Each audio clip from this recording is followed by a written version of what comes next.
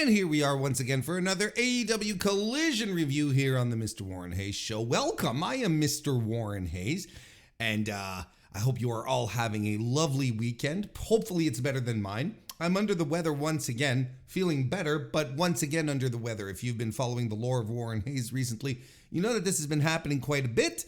I don't know what to tell you, but this was kind of like a 24-hour thing.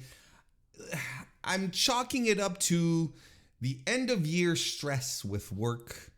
The holidays coming out. I put together the holiday stuff, and there's a certain amount of pressure that comes with that, and it's the time of year where everyone gets sick and there's germs flying around. And I went to an event, an arena this week, and could be a bunch of things, but I'm going to tell you, I feel like my immune system is rebuilding itself right now. It's like, oh, right. I forgot that you could get sick. I don't know what's going on, but this is where we're at now. I'm feeling better. I'm probably going to keep this fairly short. Well, I mean, look, usually the Collision reviews they're not super long, typically speaking. But, we do talk a little more. They have been longer recently because of the Continental Classic where we dive into, but we'll see what happens. I'm sitting here going, I'll try and keep this short, but you know me. Once I go. But that's what we're going to do here today. We're going to try and I'm going to give you my Collision thoughts. Damn it, because it was a terrific edition of Collision that was broadcast on December 9, 2023, taped on December 5th, 2023, at the Bell Center in Montreal, Quebec, Canada. The attendance, of course, has been newsworthy. WrestleTix reports 2,852 tickets distributed for the show. That's not good. It's not good. And again, it's a serious problem that in its domestic markets. Well, I know Canada isn't the domestic market, but we're following trends here. This isn't like typically so crazily unusual. Collision last week from Erie was the attendance was dire there as well. Here's the point that I'm trying to make is that there are reasons why this was not good in Montreal, right? There were reasons, right? And I think you can chalk up immediately to Collision not being broadcast in Canada as being a thing. We talk about Dynamite being on TSN, right? Ends up being broadcast on one of the secondary TSN channels, not like on TSN 1, it's like on TSN 2. So that's one thing. But Collision is not even broadcast on TSN. You have to, you can stream it through their fucking streaming service, which is no longer, just a few months ago, right? Just at like at the start of fall or whatever, at the end of summer, who cares? TSN decided to flip this around. It was like, the subscription, the streaming service is no longer included like in your cable package. You have to pay extra for that. So you're like, okay. So, the Collision name doesn't have any value in Canada. Not just in Montreal, in Canada, period. So, that's always it's always very gutsy for AEW to come in and tell us, hey, we're going to do a Collision here in Canada, where most people are like, well, it doesn't have the same value. Dynamite did better on the Wednesday. We were just over 5,000 people, if I'm not mistaken. I don't quite remember. You can listen to the review. I talked about all of that. But listen, this is still not good. And okay, not good. And I would argue either night. Not good coming in 2 nights in a row in a first time in a brand new market that is traditionally, historically, a great wrestling town. If they were going into, I don't know, entering a new market that didn't have any relationship with pro wrestling, then you'd be like, oh, this seems reasonable. But it's not great. And Collision specifically, it's not good. And to me, it's a testament to the product still not being hot. And yes, people will turn around and say, but Warren, they're doing 67% revenue growth. That's what they're observing for 2023, so the company's profitable. And I'm not doom and glooming here. And I am not saying, because instantly this is what I'm responded with, right? Every time, as if I'm saying the company is sinking. But this is not good. It is not good that your live show is not dragging more people into it. It's not a hot product. It's not perceived as something you must see. And even myself in how I approached purchasing my tickets for Dynamite, I purchased my tickets for Dynamite on the Tuesday. Last week, I checked on Ticketmaster, I think on Friday, and lower bowl tickets were still like at $110. And I'm like, I'm going to wait. And I waited till on Tuesday. I crack open Ticketmaster. There were $30, $20 plus fees, basically. See, I myself was like, no, I'm going to wait.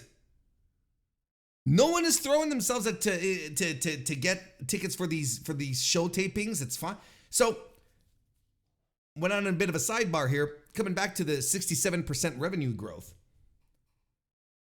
I think it's fair to assume that landing the biggest live gate in professional wrestling history contributed to getting 67% growth in your revenue. I think that's a fair assessment, especially since your year-to-year attendance numbers have been down. To a degree, I would say, hey, thankfully you had Wembley to prop up the entire rest of the year where you were doing dismal numbers. Or not great numbers. Let's not say dismal. Some of them were dismal, but overall, not great numbers. It wasn't a great year for AEW attendance this year. So, and people will still point to me and say, but Warren, they're doing so great for Wembley in 2024, which they are. Oh, don't get me wrong. They're over, 30,000 tickets sold and, 9 months away. You'll have time to give birth to a child before we get to this show. And not a single match has been announced and so on and so forth. So if this becomes a tentpole for them where they can just fill out Wembley and keep raising the ticket prices because they've done that this year as well, well, it will continue to be a tremendous influx of monies. But consumer metrics year over year are not doing well. And if you consider, okay, I'm not going to say, how about we do it this way? Let's see what kind of revenue growth they will have in 2024 as opposed to 2023, right? Because they're doing Wembley again. So if they get another 67% spike, we're like, oh, okay, well, clearly things are on the up and up, right?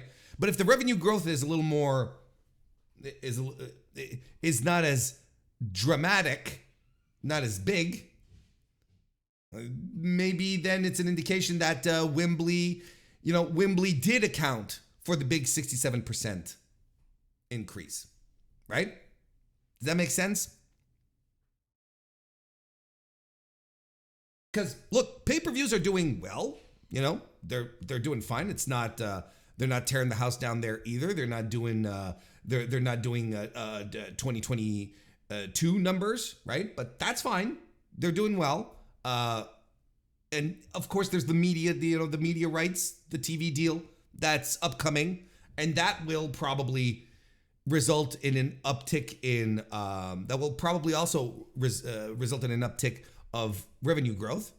And like we've spoken of multiple times here, if they get a big money deal, then suddenly filling out the arenas become not as significant an issue, right?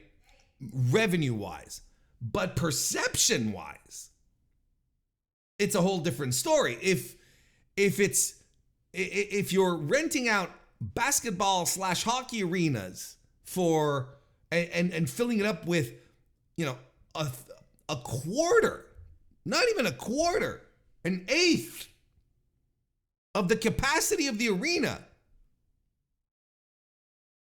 That's not a good perception. That shows that your product is not as hot as you think it is. There are other metrics here that they'll be able to make money off of, and I want to make sure that what I understand here, I am not saying that this is a doom and gloom situation with AEW, but it's weird when we get to these situations and people feel like we have to pat them on the back for, oh, well, they did 67% revenue. They're doing it. Yeah, but their attendance still stinks.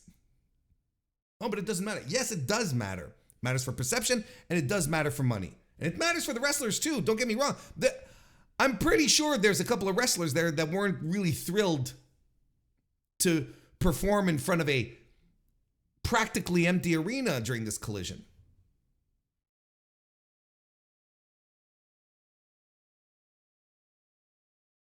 It's not a doom and gloom situation. I don't want to give the impression that I'm saying, oh, it's, AEW is going to be gone within the year. No. They're probably going to land a really good TV deal, and, I'm on the opposite side of the spectrum, actually. I think that things are going to look up.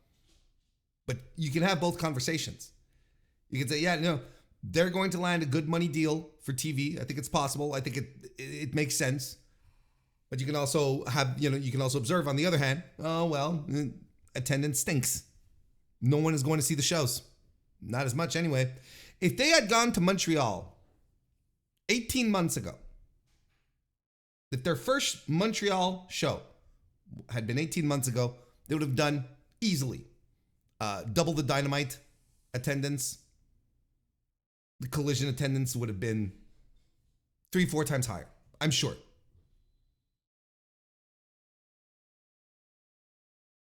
Anyway, don't want to give the impression here that I'm miserable because I'm sick, because, hey, this was a tremendous Dynamite. This was a terrific Dynamite, not a Dynamite Collision. It was a terrific Collision. It really was. Raised again by the Continental Classic. And we're going to start, as we've been doing over the past couple of reviews, that's what we're going to start talking about. The Classic is... The tournament has legitimately got better. What I was hoping would happen, it happened.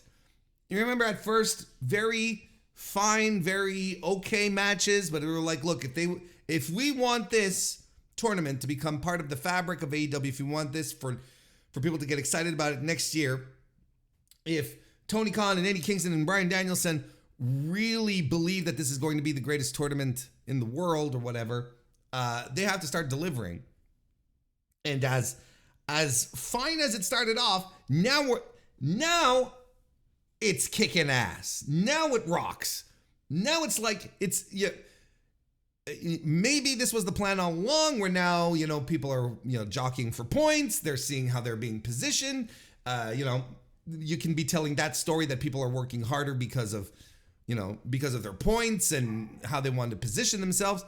Or it could just be like, no, we're getting towards the end of the tournament. We just want it to be, we're getting into the final throes of the tournament. We want this to rule at this point, right? Which I think is fair. And I think the tournament has been tremendous at this point.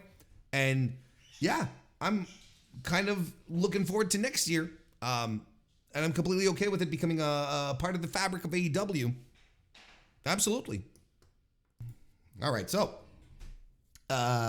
we had 2 Blue League matches on Collision this week. Started the show off actually with Eddie Kingston and Claudio Castagnoli, their undying rivalry. What a fantastic match this was. Wasn't this just like a tremendous match? And Eddie knew his back was against the wall. He had to score points tonight, and so he came out swinging.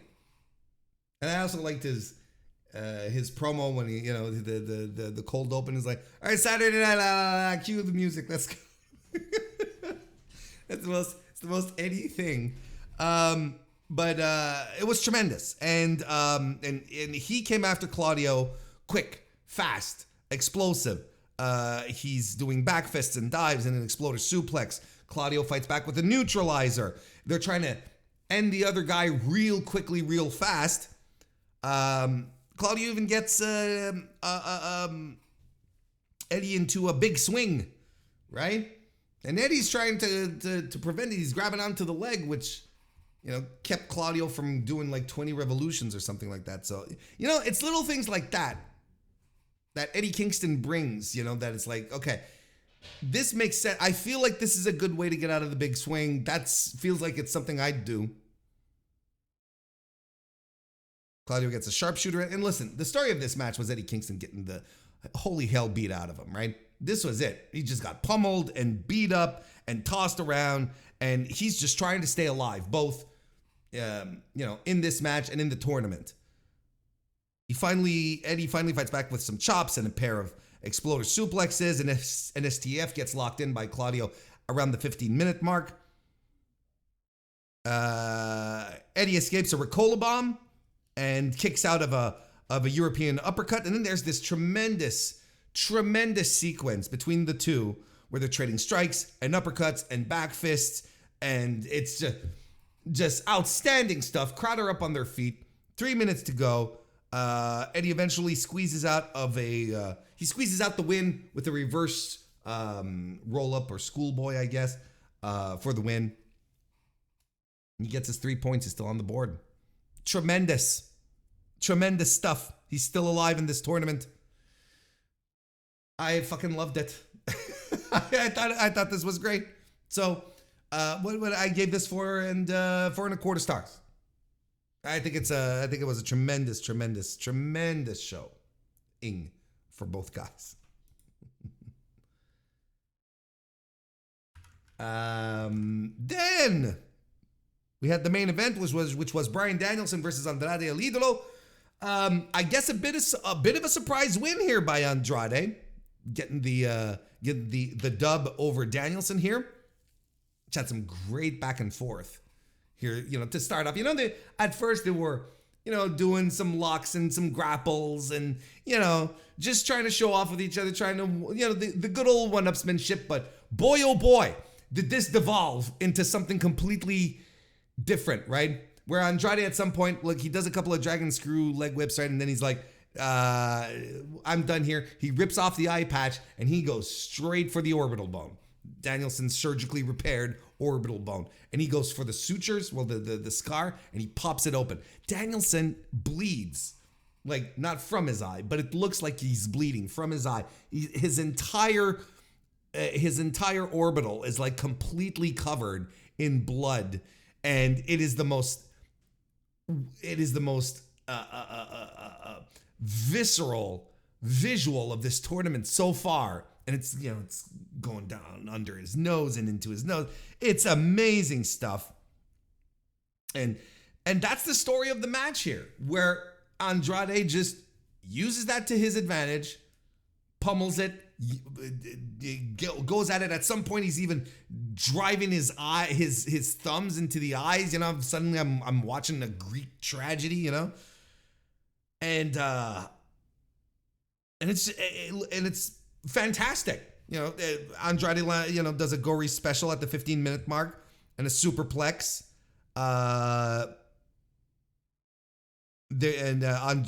Danielson does a super back suplex right into the label lock, which of course Andrade fights out of. We get to the 3-minute mark and they are striking each other. They're fighting. And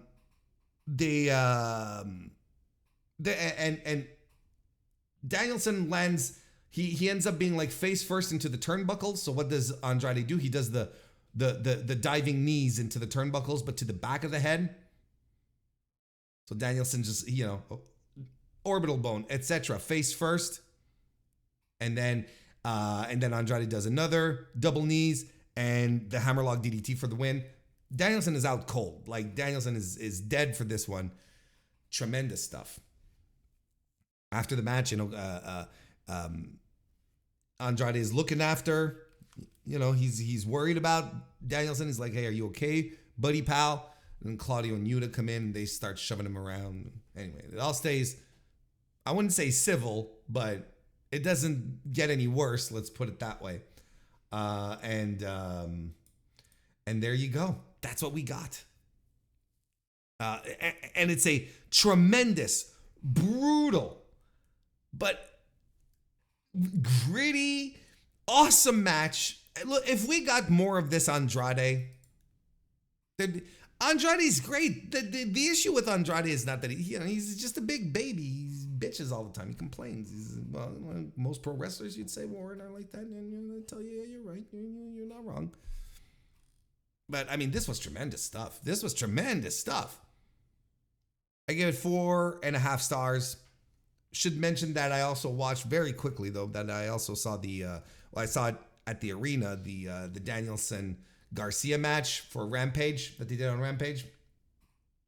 And I think that's my favorite match of the tournament. That was so gritty and it was so good. And it told a fantastic story. And I watched it on TV and it was so good on TV as well. I was in the audience. I was completely enthralled. Like I was just like laser focused on the ring. And it was so good.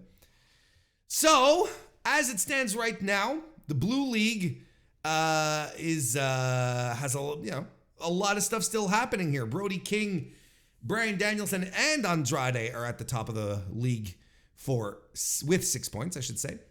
Claudio and Eddie both have 3 points. They're still in the game. But Dan Garcia, though, with his loss against Danielson this week, has officially eliminated himself mathematically from the tournament. So he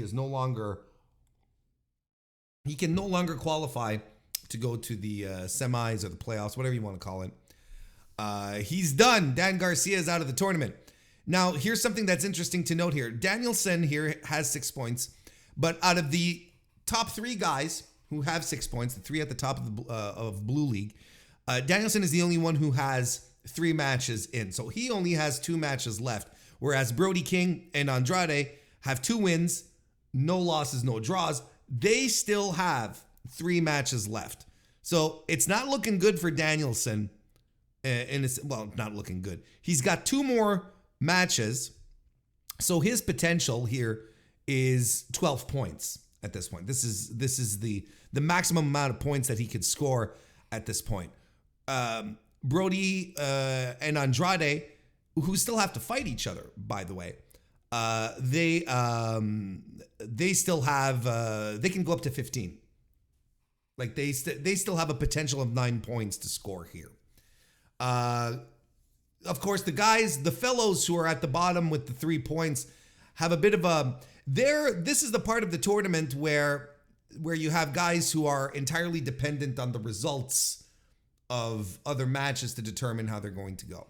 Right now, Claudio is in a very bad place because he currently has 3 points.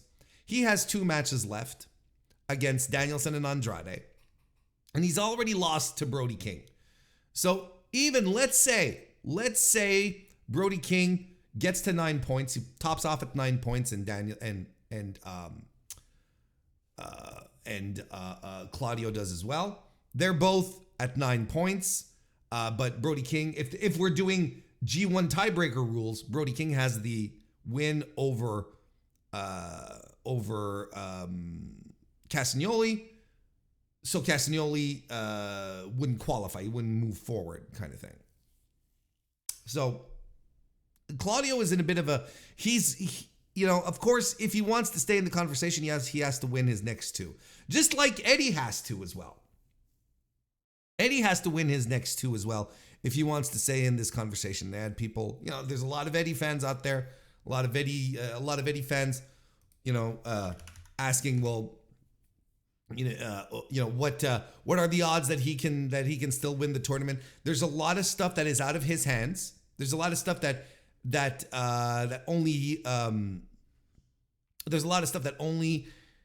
will favor him if specifically Brody King and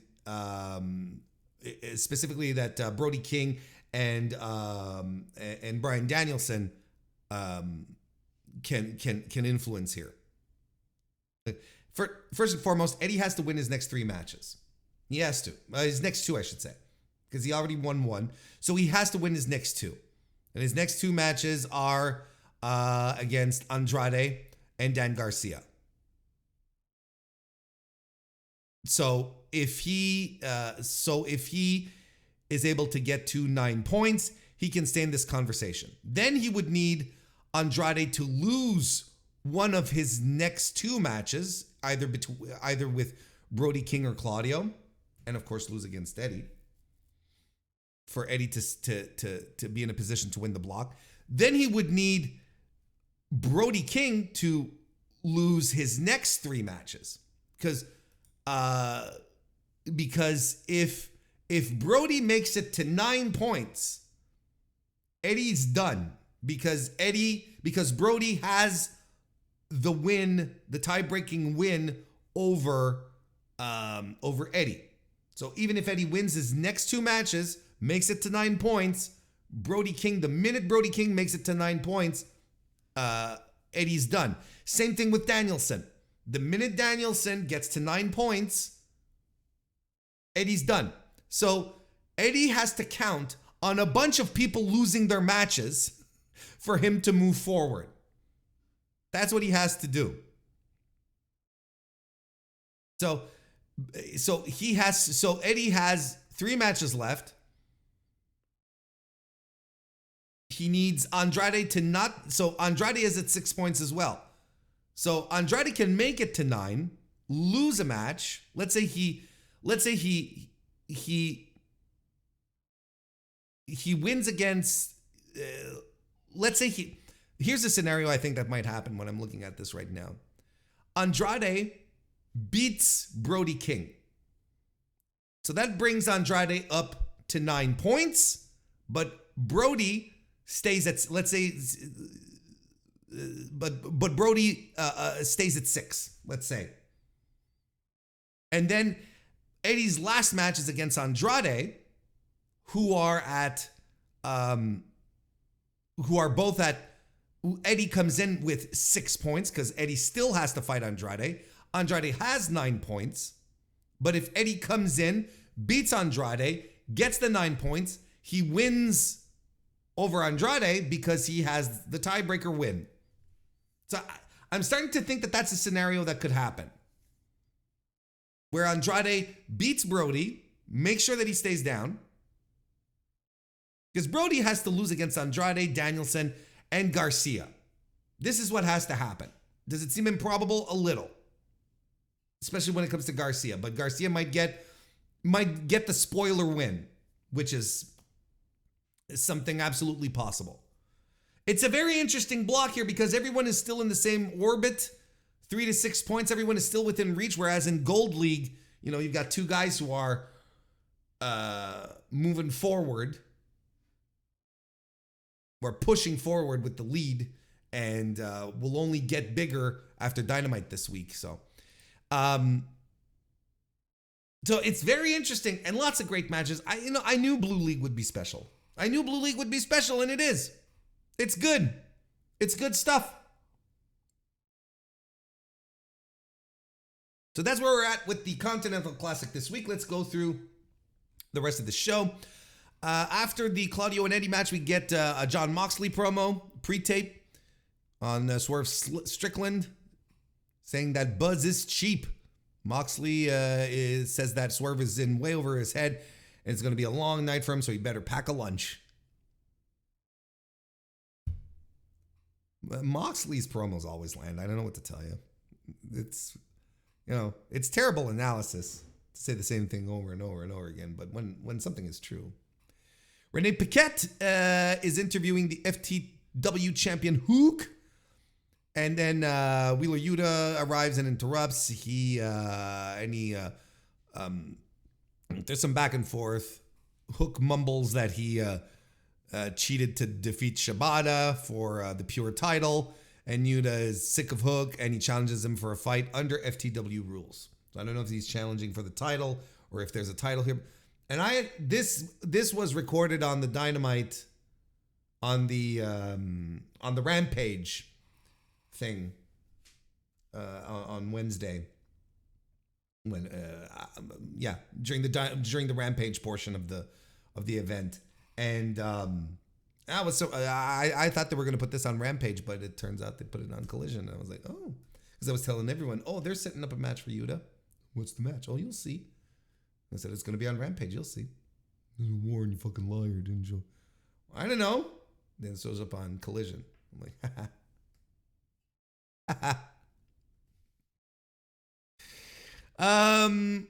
Then we had Willow Nightingale defeating Mercedes Martinez. Solid match. I liked it. Give it. I thought it was particularly strong, actually. I gave it a 3.5. Good stuff. Martinez got, you can tell Martinez has been doing this for a long time because she's so confident and smooth and just knows how to use everything to her advantage. The stint they did on the floor was tremendous. I thought it was great. That kind of stuff is it just comes with veteran experience. She's just tremendous. Willow Nightingale fires up in the ring after eating a draping DDT on the floor. She does the corner cannonball. Mercedes lands a beautiful fisherman buster bomb. Just fantastic stuff. Backdrop drivers as well and an exploder, but Willow Nightingale gets the win after Mercedes does it's not quite an iconoclasm. Is it more? I guess it's more like a blackout, right? Where she had Willow in a razor's edge and then flips her over. It's a blackout, right? It's a fucking Lance Archer's move. And but she covers, but Willow sort of sneakily reverses the pin and gets the win. I thought this was great. Very good. After the match, Diamante jumps in, and she and Mercedes double team Willow, and Chris Statlander runs in for the save. That's where we're at right now. Matt Menard and Angelo Parker cut a promo in Montreal. Of course, they talk about. Well, first of all, Jake Hager's there as well, and he's talking about the hat. Jesus Christ, I could not care less. Danhausen is under investigation because he stole my hat. I've got hat fever. God, I could not care less about this. But this whole thing, outside of the 2.0 guys saying, for all these years we've been sitting in the, up there watching pro wrestling. We're finally going to be here. Like for them, I know it's a big deal for them to be in the Bell Center wrestling in front of the Montreal faithful. But then Ruby Soho arrives and Angelo Parker gets all googly-eyed and they do googly eyes at each other. They're still doing this thing. And then, Saraya, and then they pull them apart. At least Saraya here said, you're just going to leave me just like Tony Storm did. I'm like, okay, I kind of get it, but can't humans just have real relationships? Like, it's not because you're starting to date someone that you're abandoning it's very middle school, right? And now Anna Jay's hanging out with them. Did I miss something? Maybe I missed something. But Anna Jay's hanging out with Saraya, and she seems to be on Saraya's side. So this whole outcast thing I think it's done, right? It looks like it's done. Anyway, all of this contained things that I couldn't care less about. Then we get Swerve Strickland cutting a pre-tape promo on Moxley, saying that he rules the industry and whatnot. I know a lot of people are like, a lot of people would like to see Mox and Eddie in the finals of the Continental Classic, but I don't know, man. Swerve getting a win.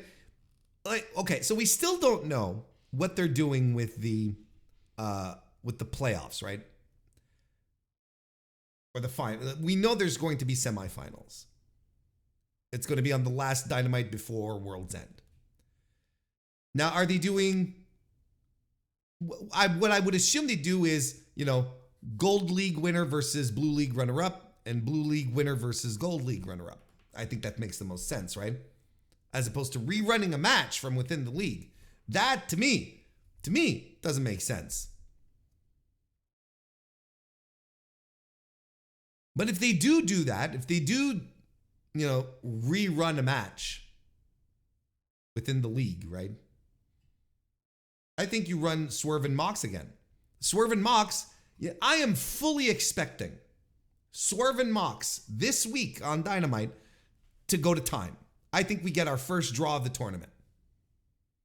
Because look, they started slowly doing the 5-minute countdown. Now we got a couple of matches with the 3-minute countdown.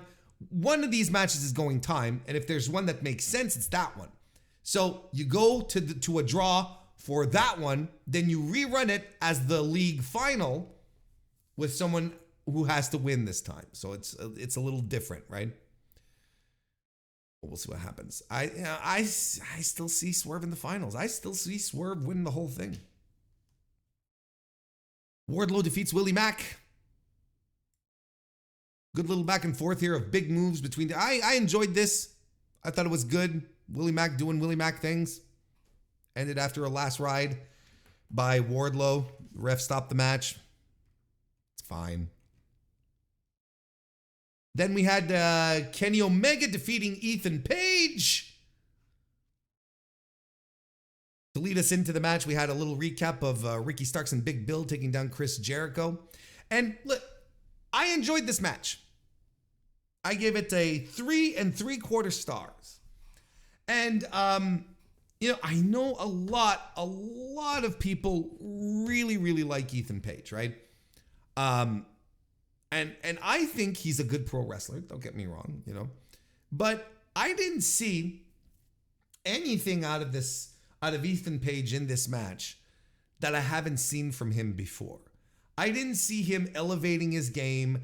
I didn't see suddenly, moves or doing things that I have never seen in an Ethan Page match before. He played his hits. So did Kenny. Don't get me wrong, right? But for a match, I guess that was kind of set up as a proving ground, or at least that was introduced to us as a proving ground for Ethan Page. I was kind of like, look, this was good. It was a good match, but if this was supposed to change our perception about Ethan Page, see him as a completely different wrestler, and they were telling us, he's in the best shape of his life, so on and so forth, which he is. Don't get me wrong. I see it all, but ultimately I'm like, well, same old, isn't it? And again, look, like I said, he played the hits, so did Kenny Omega. But when Kenny Omega plays the hits, those hits hit different because Kenny Omega is one of the best professional wrestlers in the world. So it's really different. So when he does the hits, they're tremendous. And then again, there's some of the hits he didn't do. He didn't do a Rise of the Terminator, for instance. Anyway. But, I saw, the power slams. I saw the iconoclasm. I saw a typical, the cutter. I saw a typical Ethan Page performance that was elevated because he's wrestling with one of the greatest in the world. One of the greatest pro wrestlers to ever do it. Is it just me? I have no real issues with I'm not on any camp where I'm like, no, Ethan Page has to go. Ethan Page is fine. He's a fine little wrestler. I think a lot of people just have to come to grips with his position on the card. A lot of people, TNT champion. I don't even know. Look at the job that Christian Cage is doing with the TNT champion in 2023, and tell me that Ethan Page can follow that up. You know what I mean? Anyway, tremendous stuff. It was good. 3 3/4 stars I gave it, right? I said that, right? Omega raises Page's arm after the end, show of respect and all of that. And, the other odd thing is you're in Quebec, the province of Quebec, which has a very contentious relationship with the rest of Canada. I'm not going to get into the history of it, but trust me on this. And And you're billing this as an all Canadian match, who is the best Canadian wrestler in the world, and you're bringing a guy in from Hamilton, Ontario, in Winnipeg, Manitoba. Who did they introduce from Toronto and they got booze? I don't remember. Dynamite. It's like the rivalries are real, and the bad blood is also very real. So, it's like Ethan Page, no one, Matt Menard and Angelo Parker got much bigger reactions because they are legitimately hometown boys. Ethan Page coming in, Canada's own Ethan Page. You're like, yeah, that's fine. It's kind of like pulling out Natalia when you go to Canadian shows. Where it's like, she's a heart. Well, yeah, kind of. No, but also not really. Anyway. What do we do? Sidebar. Get back on track, Warren. Let's finish this up. Big Bill attacks Kenny after the match. One of the reasons they said that's right for that Ethan Page lost the match is because he was put through a table by Tony Nese on Ring of Honor, right? Because they signed they did a contract signing, and the most original thing in the world happened. Someone got put through a table, and they were using that as a sell as to why Ethan Page didn't win,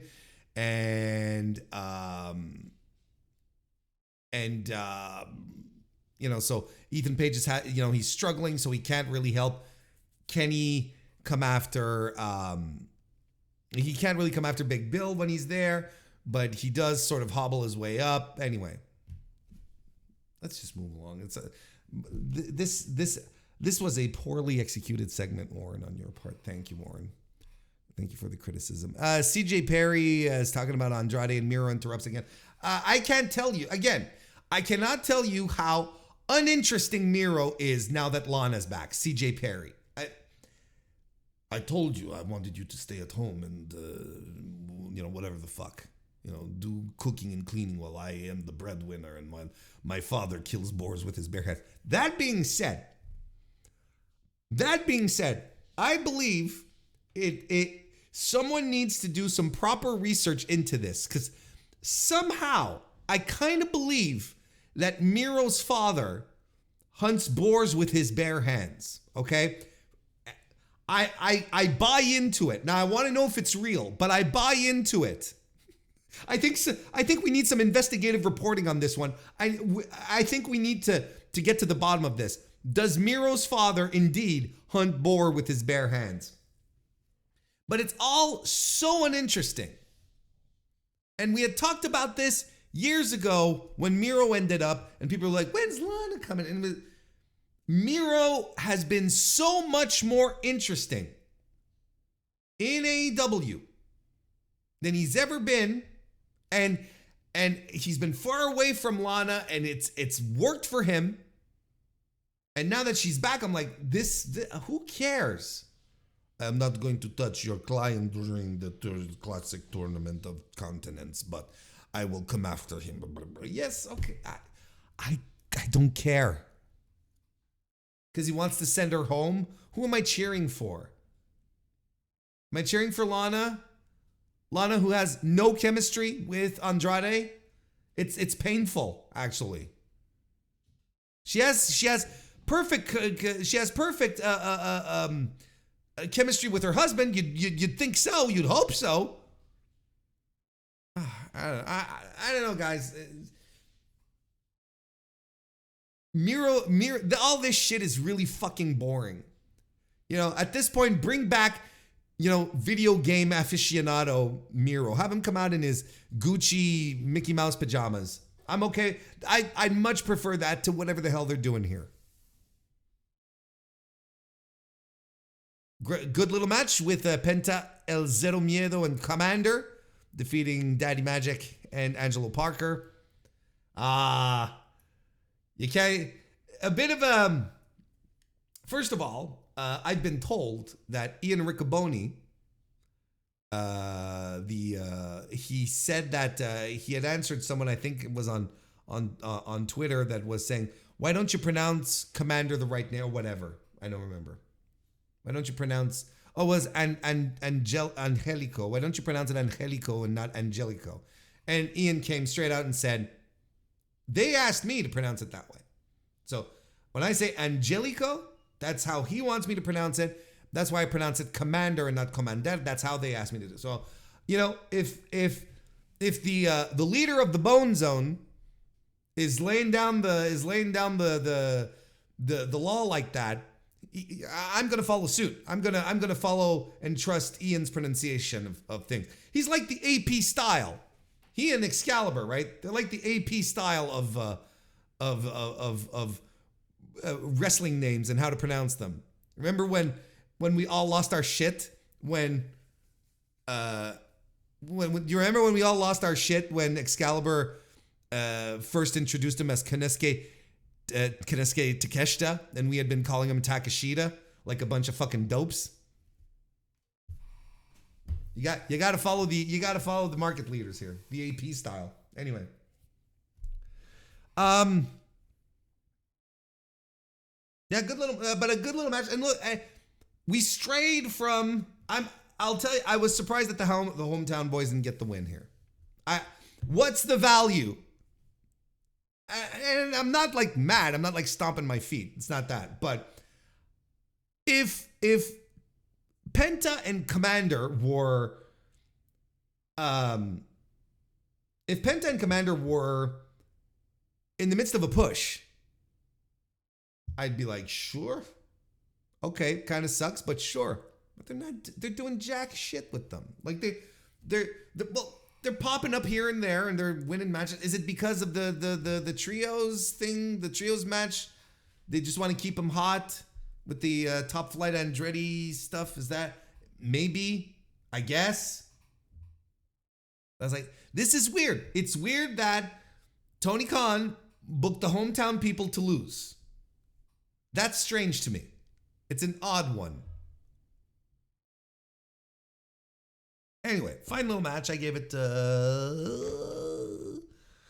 1/4 star. That's fine. And then we had the main event. So there we go, which we already talked about. A tremendous, violent, brutal main event. Here we have it. That was AEW Collision. Today's review, December 10. Thank you for being here. I'm gonna go take a bath and then watch NXT Deadline. Pray for me. I'm going to be back. Hopefully, I will be back in the saddle for this Tuesday for a live recording of the MrWarrenHayes show. I don't even know anymore. I don't even know anymore. But thank you all for being here. If it's the first time you're here, like, subscriptions, reviews, ratings, all that good stuff help out a great deal. Thank you for being here. Have a great rest of your weekend, and I will see you next time.